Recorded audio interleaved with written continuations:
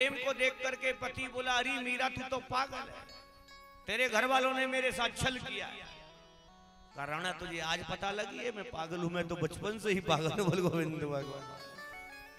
और वास्तव में जो वृंदावन चला जाए वो पागल हुए बगैर रह नहीं सकता है, जिसके अंदर भाव है। और भाव नहीं हो तो फिर तो भैया शंकर भी कंकड़ है। जिसके अंदर भाव ना हो उसके लिए तो शंकर भी कंकड़, परंतु जिसके अंदर भाव हो उसके लिए शालग्राम भी बांके बिहारी के रूप में प्रकट हो जाते हैं। बोले बांके बिहारी लाल। केवल पूरा विषय भाव का है, कुछ नहीं है।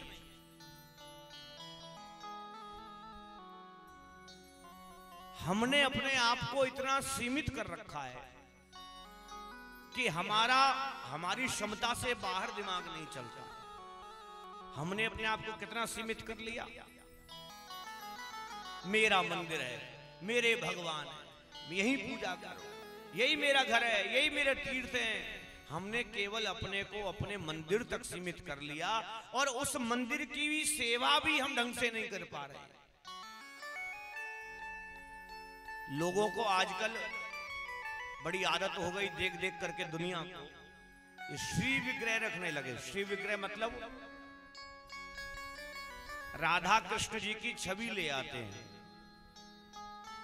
देखो गृहस्थियों को तस्वीर रखने में कोई आपत्ति नहीं, आप घर में कितनी भी बड़ी तस्वीर रखो कोई आपत्ति नहीं, परंतु आप घर में विग्रह रखते हो, लड्डू गोपाल जी मानो जैसे विग्रह हो गए, राधा कृष्ण जी की मूर्तियां ले आए आप, विग्रह हो गए।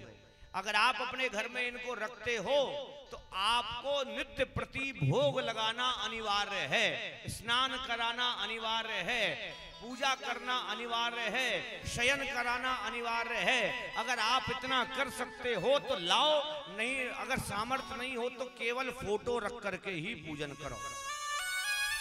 पर हमने क्या किया, घर में प्याज लहसुन सब चल रहे हैं, बच्चे मांस मदिरा सब खा पी रहे हैं। अब घर में लड्डू गोपाल लिया, उन्हीं बर्तनों में उन्हीं का भोग बन रहा है, उन्हीं बर्तनों में बच्चों का भोजन बन रहा है। और कितने दिन परित्याग करेंगे भैया, हमारा श्रावण आ गया प्याज नहीं खाएंगे, श्रावण आ गया प्याज नहीं खाएंगे, महाराज मंगलवार है आज शराब नहीं पिएंगे। अरे जब तू 7-6 दिन पी रहा है, 7 दिन पी रहा है, तो मंगलवार से ही क्या हो जाएगा फिर? जब इतना ही शुद्ध आदमी बनना है तो 7 के 7 दिन छोड़, वो एक दिन का काय को ढोंग कर रहे हो। पर हमारी आदत क्या है, हम हर चीज को अपने अनुरूप ढालना चाहते हैं, हमारी व्यवस्था बन जाए बस, और दुनिया से अपने को कोई लेना देना नहीं। ये भगवान से भी कोई लेना देना नहीं है। अब लड्डू गोपाल जी तो घर में हैं, पर भोग लग रहा हमारा 1:30 बजे 2 बजे, और ऐसे ऐसे गोपाल जी देखे सबरे कारे पर रहे, काई जम रही है। पूछा कब नहलाती हो इनको? महाराज अपने राम तो एक ही दिन नहलाते, जन्माष्टमी के दिन। और गोपाल जी भी कैसे होंगे, इतने से, इतनों से ही सिंहासन, इतने से ही गोपाल जी, ना आंख दिखे, ना नाक दिखे, ना मोड़ो दिखे। अरे तिलक कहाँ लगाओगे, भोग कहाँ लगाओगे, काजल कहाँ लगाओगे, श्रृंगार क्या करोगे? अरे लड्डू गोपाल का श्रृंगार तो इतना प्यारा, ऐसो देवता पूरी दुनिया में कोई दूसरा ना है। पर हमारा भाव, जहां भाव हो वहां भगवान भी प्रकट हो जाते हैं, कोई बड़ी बात नहीं है। मीरा के हाथ से भगवान ने प्रकट होकर के दूध को पी लिया। क्यों पी लिया? भाव हो गया। शबरी के हाथ से भगवान ने फल खा लिए। क्यों खा लिए? क्योंकि शबरी भले ही अधम जात है, पर भगवान कहते जाति पाति कुल धर्म बढ़ाई, मुझे जाति पाति से मतलब नहीं, मैं केवल भाव का दर्शन करता हूं, भाव का भूखा हूं मैं। और देखिए जीवन में भाव ना हो तो सारी चीजों का अभाव अपने आप बन जाता है। भाव की बड़ी सुंदर बात बताता हूं। बात है जगन्नाथपुरी की। वहां एक मैया रहती है, बाल विवाह हुआ, पति का स्वर्गवास हो गया, विधवा हो गई, क्या करे, कोई संतान थी नहीं, तो जगन्नाथ जी को ही अपना पुत्र मान लिया, जिसका नाम है कर्मा। नाम सुना होगा कर्मा बाई, सुना। कर्मा अब जगन्नाथ जी को अपने पुत्र के रूप में देखती है। अब तो भगवान को सुबह उठाए, नहलाए, भोजन कराए, दोपहर को विश्राम कराए, फिर शाम को उठाए, फिर कुछ चाय पानी पूछे भगवान को, फिर भोजन बनाए, फिर रात को शयन कराए। करते करते पूरा जीवन जगन्नाथ जी की सेवा में निकाल दिया। और इतना प्रेम भगवान से हो गया कि भगवान उससे बात करने लगे। भगवान को भूख लगे तो बोल दें, मैया भूख लगी है कुछ दे, इतना प्रेम। एक दिन रात्रि के समय भगवान को भोग लगा करके शयन कराया, कहा कन्हैया आप सो जाओ। अपने ही पास लिटा रखा था। रात्रि में बुखार आया और बुखार से ही मृत्यु हो गई। प्रातः काल उठे तो जगन्नाथ जी रो रहे थे। पुजारी आए, पुजारियों ने देखा भगवान रो रहे हैं, क्या बात है, क्या कारण है। चरणों में गिर पड़े, कहा प्रभु सेवा में कोई त्रुटि हो गई है। भगवान कुछ नहीं बोले। प्रधान पुजारी को बुलाया गया, उसने भी पूछा प्रभु कोई चूक हुई है तो बताइए, सेवा में श्रृंगार में कोई गलती हुई है तो बताएं, उसका सुधार किया जाएगा। भगवान फिर भी नहीं बोले। इसके बाद राजा को बुलाया गया। राजा ने चरणों में गिर पड़ा, कहा प्रभु कुछ तो बताओ, आपके यहां नेत्रों से आंसू बंद नहीं हो रहे। भगवान ने कहा राजन जानना चाहते हो क्यों रो रहा हूं? कहा प्रभु बताओ क्या बात है। कहा राजन आज मेरी मां मर गई है, आज मेरी मां मर गई है। अरे जिस भाव से मुझे गोदी में बैठाती थी, भोजन कराती थी, सुलाती थी, स्नान कराती थी, प्रेम से लाड़ करती थी, दुलार करती थी, आज के बाद वो भाव मुझे जीवन में कोई नहीं दे पाएगा। भगवान क्या भाव, भगवान को अपना पुत्र मान लिया तो भगवान पुत्र भाव को ही प्रकट हो गए। इसीलिए कहा गया जाकी रही भावना जैसी, प्रभु मूरत देखी तिन तैसी।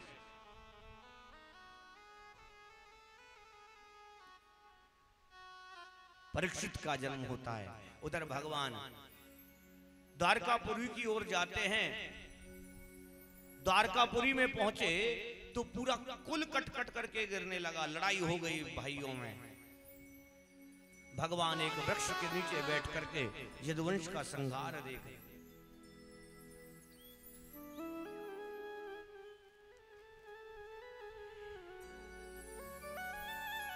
अर्जुन भगवान को छोड़ने जाता है, परंतु 7 महीने हो गए आज तक अर्जुन वापस नहीं आया। गतः सप्तधुना मासा भीमसेन तवानुज। भीमसेन को कहा, भीम को महाराज युधिष्ठिर ने जाओ अर्जुन को ढूंढ करके लाओ। इतने दिन हो गए। इतना कह ही रहे थे कि अर्जुन महलों में प्रवेश करते हैं। मुख लटका हुआ है, रो रहे हैं, कांतिहीन हो चुके हैं, तेज समाप्त हो चुका है। महाराज युधिष्ठिर ने प्रश्न कर दिया, अर्जुन क्या बात है, तुम क्यों इतने चिंतित हो, व्यथित हो? क्या तुमसे कोई अधर्म हो गया, कोई पाप हो गया? क्या किसी तुम की अबला की रक्षा नहीं कर पाए? क्या तुमसे किसी कोई ब्राह्मण की हत्या हो गई? क्या तुमसे किसी बच्चे की हत्या हो गई? अनेकों प्रश्न पैदा कर।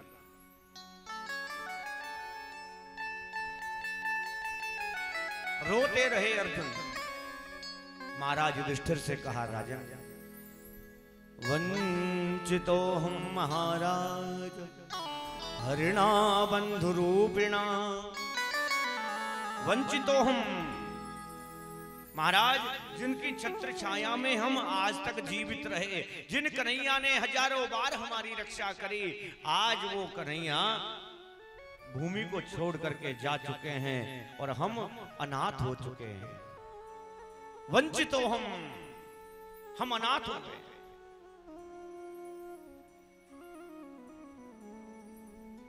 मैया कुंती वहीं राज्यसभा में बैठी थी, जैसे ही सुना कन्हैया जा चुके हैं, एक बार कृष्ण कहा और प्राणों का परित्याग कर दिया। कितना प्रेम! हम तो नित्य प्रति भगवान से दूर होते जा रहे हैं, पर मैया कितना प्रेम करती है। एक बार कृष्ण कहा और प्राणों का परित्याग कर देती है। उधर से महाराज विदुर आते हैं, धृतराष्ट्र और गांधारी को लेकर के चले गए हिमालय में। इधर से पांचों पांडव स्वर्गारोहण के लिए निकल जाते हैं। राजा परीक्षित के शीश पर राज सौंप करके बद्रीनाथ धाम की यात्रा करते हैं। धीरे धीरे राजा परीक्षित बड़े होते हैं।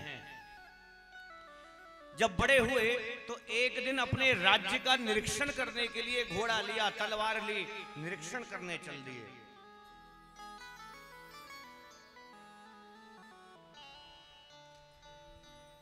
निरीक्षण करते हुए जा रहे थे, रास्ते में क्या देखते हैं, एक काला पुरुष है, वो एक गाय है और एक बछड़ा है। बछड़े के 3 चरण कट चुके हैं, एक चरण पर चल रहा है। वो काला पुरुष उन्हें मार रहा है। राजा परीक्षित को गुस्सा आया, अरे मेरे राज्य में जिन गोविंद ने गायों की रक्षा करी, उन गायों को दंडित किया जाता है। तलवार लेकर के उसके पास गए, गर्दन पर रख दी। क्या करता है रे दुष्ट, अभी प्राण दंड देता हूं। का महाराज, मैं आपकी शरण में हूं और शरणागत की रक्षा करनी चाहिए। उस बैल से पूछा आप कौन हैं, उस गाय से पूछा आप कौन हैं। बैल बोला महाराज क्या बताऊं मैं कौन हूं। का आपके दुख का कारण क्या है, क्यों दुख सहन कर रहे हैं इतना। कहा राजन मेरे दुख का कारण भी मैं ही स्वयं हूं। क्यों, कर्मणा जायते जंतु कर्मण्ये विलीयते। जीव कर्म के साथ ही पैदा होता है और कर्म के साथ ही मर जाता है। यही बात बाबा तुलसी ने लिख दी कि निज कृत कर्म भोगे सोने भ्राता। निज कृत कर्म भोग सब भ्राता। निज कृत कर्म भोग सोने भ्राता। निज कृत कर्म भोग सोने भ्राता। कौन काहू सुख दुख कर दाता। कौन काहू सुख दुख कर दाता। कौन काहू सुख दुख कर दाता। कौन काहू सुख दुख कर दाता। कहते हैं निज कृत कर्म भोग्य सुने भ्राता। जो जीव जैसा कर्म करता है उसे भोगना ही पड़ता है। देखो भगवान हमारे साथ उस कष्ट को भोगने में सहायता कर सकते हैं, पर उसको बदल नहीं सकते।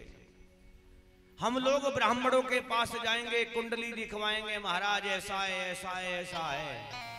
देखिए ब्राह्मण अपनी विद्या से आपको बता सकता है कि क्या होने वाला है और क्या हो सकता है, पर उसमें बदलाव कुछ नहीं कर सकता है। बदलाव कौन कर सकता है, भगवान भोलेनाथ।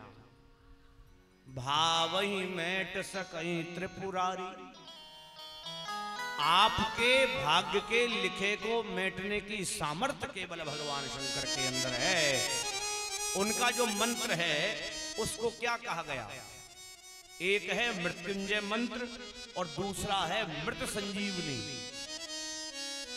मृत्युंजय मंत्र याद होगा सभी, आप लोग करते रहते हैं घर में। त्र्यंबकम यजामहे सुगंधिम पुष्टिवर्धनम उर्वारुकमिव वन्दनान् मृत्युर्मुक्षीय मामृतात्। और दूसरा है मृत संजीवनी। अब ब्राह्मणों को यही नहीं पता है कि मृत्युंजय मंत्र का क्या लाभ है और मृत संजीवनी का क्या लाभ है। रुद्राभिषेक क्यों कराना चाहिए, कब कराना चाहिए, अनेकों विचार हैं। पर हमने भी ऐसी आदत डाल ली है, हम केवल जानते तानते कुछ नहीं है, केवल ये पता है किसी ने, ब्राह्मण ने बोल दिया इसके जीवन में संकट है तो इसको रुद्राभिषेक कराओ।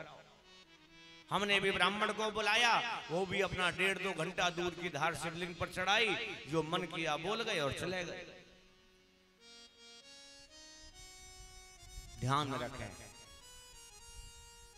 केवल आपको मार्गदर्शन देने का काम ब्राह्मण कर सकता है, बदल कुछ नहीं सकता है। अगर बदलना है तो प्यारे भजन करो।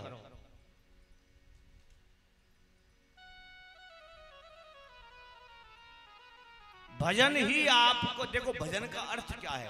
भजन का अर्थ है भंजन। भंजन का मतलब है काटना। अब भजन किसको काटता है? आपके पापों को काटना शुरू करेगा, आपके कष्टों को काटना शुरू करेगा, आपकी दुर्बुद्धि को काटना शुरू करेगा, आपके कुसंग को काटना शुरू करेगा। इसलिए बाबा तुलसी ने लिखा, रे बिनु सत्संग विवेक न होई, राम कृपा बिन सुलभ न सोई। बिनु सत्संग विवेक न होई, राम कृपा बिन सुलभ न सोई। बिनु सत्संग विवेक न होई, राम कृपा बिन सुलभ न सोई। बिनु सत्संग विवेक न होई, राम कृपा बिन सुलभ न सोई। बिनु सत्संग विवेक न होई, बिनु सत्संग विवेक न होई, राम कृपा बिन सुलभ न सोई। राम कृपा बिन सुलभ न सोई। राम कृपा बिन सुलभ न सोई। बिनु सत्संग, जब आप सत्संग में जाओगे तो क्या होगा? भजन होगा, भजन होगा तो भंजन होगा, भंजन होगा तो